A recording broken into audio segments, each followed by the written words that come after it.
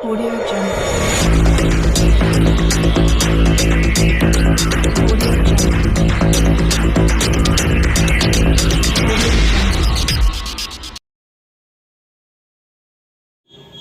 समतल दर्पण में प्रतिबिंब कैसे बनते हैं और उनकी क्या विशेषताएं होती हैं। समतल दर्पण में बनने वाले प्रतिबिंब।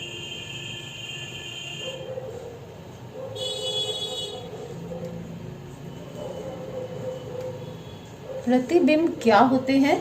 प्रतिबिंब होते हैं जो जब हम दर्पण में देखते हैं, मान लो यहाँ पर एक ये दर्पण है, तो अगर हम इसके आगे कोई वस्तु रखते हैं तो यहाँ पर उसका एक प्रतिबिंब बनता है।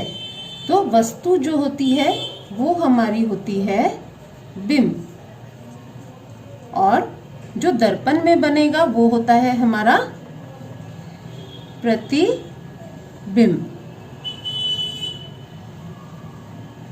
अब हम क्रियाकलाप द्वारा देखेंगे कि समतल दर्पण में बनने वाले प्रतिबिंबों की क्या विशेषताएं होती हैं, जिससे आपको बहुत अच्छी तरह से स्पष्ट हो जाएगा कि जो समतल दर्पण में प्रतिबिंब बनते हैं वो किस प्रकार दिखते हैं और उनकी क्या विशेषताएं होती हैं। यहाँ पर मैंने एक समतल दर्पण लिया है, आप इसे देख सकते हैं। समतल दर्पण वही होता है जिसको आप रोज इस्तेमाल करते हैं। और एक मोमबत्ती ली है। अब हम यहाँ पर मोमबत्ती क्या है? हमारा बिंब यानी वस्तु। अब हम इस मोमबत्ती को जलाते हैं और दर्पण में आप इसका प्रतिबिंब देख सकते हैं। आपको दिख रहा है कि बिल्कुल सीधा प्रतिबिंब मोमबत्ती का बन रहा है। तो इससे हमें ये स्पष्ट होता है कि समतल दर्पण में जो प्रतिबिंब बनते हैं वो बिल्कुल सीधे होते हैं। तो पहला गुण हमारा जो समतल दर्पण में बनने वाले प्रतिबिंबों की विशेषताएं हैं वो यही है कि समतल दर्पण में बनने वाले प्रतिबिंब सीधे होते हैं। इसका दूसरी विशेषता ये है कि समतल दर्पण में जो प्रतिबिंब बनते हैं उनका आकार बिंब के समान होता है। यहाँ पर जितनी बड़ी मोमबत्ती है उतना ही बड़ा प्रतिबिंब हमें उसका दर्पण में दिखाई दे रहा है। अब हम देखते हैं समतल दर्पण में बनने वाली प्रतिबिंबों की तीसरी विशेषता।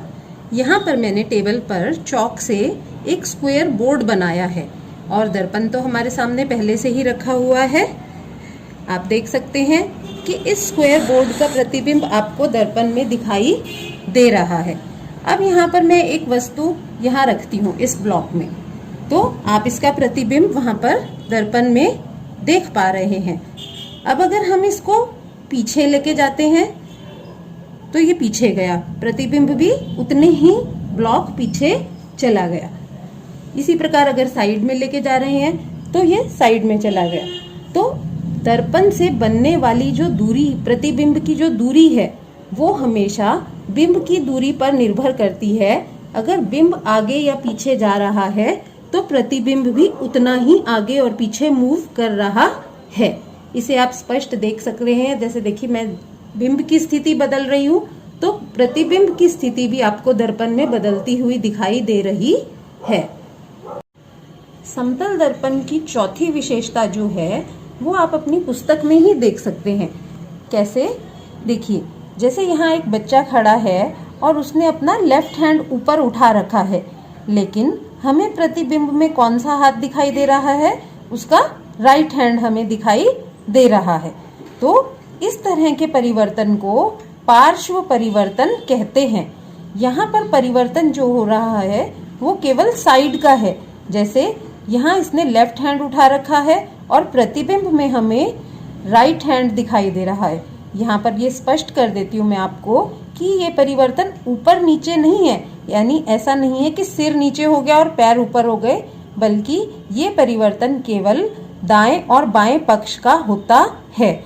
इसी के संदर्भ में आपको यहाँ पर मैं ये भी बता देती हूँ कि अब आप यहाँ पर ये देख सकते हैं, आपने देखा होगा, इसी वजह से एम्बुलेंस के जो अक्षर होते हैं, जो रोगी वाहन होता है उस पे एम्बुलेंस कुछ इस प्रकार का लिखा जाता है ताकि जब उसके आगे चलने वाली कोई गाड़ी अपने रियर व्यू मिरर यानी पश्च दृश्य दर्पण में देखे तो उसे ये अक्षर बिल्कुल सीधे दिखाई देते हैं। यही कारण है कि यहाँ पर क्या हो जाता है, पार्श्व परिवर्तन होता है।